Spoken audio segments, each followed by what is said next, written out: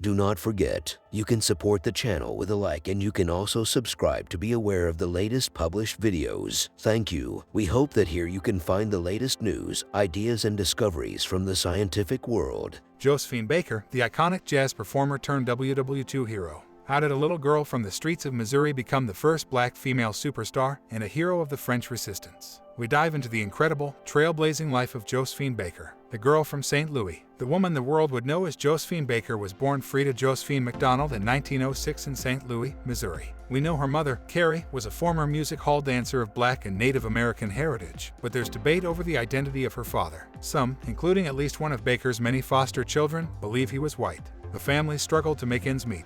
Her mother worked as a washwoman, while 8-year-old Josephine did chores for white families. It was a hard childhood, with Josephine being subjected to casual punishments by some of her employers. She once had her hands burnt because she'd used too much soap doing the laundry. But she was also headstrong and ambitious, learning to play instruments like the trombone and ukulele, and working on her dance skills despite being famished, empty to the point of breaking in two. She got married aged just 13, but it didn't last. She married again at 15 to William Baker, whose surname she kept even after they eventually divorced. In the early 1920s, Josephine's hard work paid off when she landed a role in a traveling musical and then got a part on Broadway. But the real turning point, which changed her life and the course of popular entertainment itself, came when she moved to perform in France. The Danse Sauvage, Josephine Baker's signature dancing style, sensuous yet tongue-in-cheek, erotic yet irreverent, made her a sensation in Paris. At the famed Folies Berger Cabaret Hall, she dazzled audiences with her Danse Sauvage, performing almost nude in a skirt made of dangling rubber bananas. As a vision of the exotic other, arriving at a time of European fascination with Black American and African cultures, she both embraced and subverted her own othering. She was sexy one second, clown-like the next, brandishing her near-naked body while pulling silly faces. The whole thing captivated onlookers, like critic Pierre de Rignier, who swooned over her snake-like writhing and her ability to raise her rump higher than her head, like a young giraffe. She was fetishized by the modernist artists of the day. Picasso drew her, while Ernest Hemingway called her the most sensational woman anyone ever saw. Riding high on her celebrity, she also released her own line of beauty products, including the pomade Backer Fix, so that women could emulate her signature glossy hairstyle.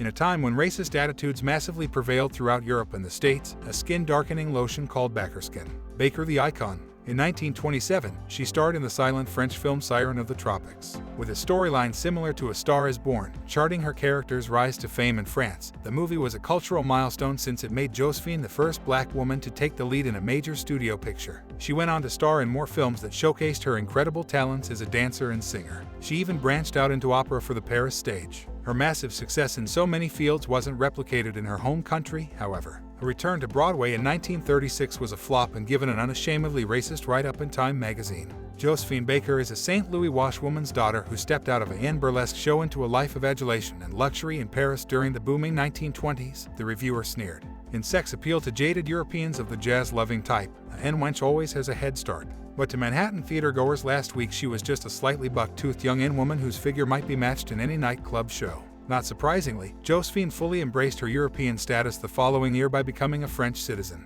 Baker the hero. When the Second World War broke out, Josephine showed yet another side of herself, resistance fighter. She weaponized her fame by hobnobbing with German, Italian, and Japanese officials and bureaucrats at clubs and embassies, slyly passing intelligence back to French anti-Nazi forces. Following Hitler's invasion of France, she sheltered French resistance fighters and Jews in her shadow. She also went on tour as an entertainer in neutral countries like Portugal, all the while smuggling out intelligence about German troop movements and airfields. The details were written in invisible ink on sheet music, while she carried photographs of Nazi crafts in her underwear. Awarded the highest military honors by the French government after the war, Josephine also became a figurehead of the civil rights struggle back in the United States. Working closely with the NAACP Civil Rights Group, she was the only woman to officially speak during the 1963 March on Washington, just before Martin Luther King Jr. delivered his I Have a Dream speech. A world-changing legacy. Josephine Baker died in 1975, days after giving a triumphant final performance in front of an audience of A-listers like Mick Jagger and Sophia Loren.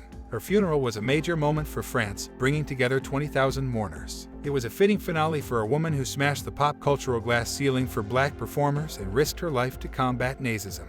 In 2021, in recognition of her achievements, she became the first black woman to be inducted into the Paris Pantheon, the great mausoleum of French heroes. As French President Emmanuel Macron put it, Josephine Baker, you enter the Pantheon because while you were born American, deep down there was no one more French than you.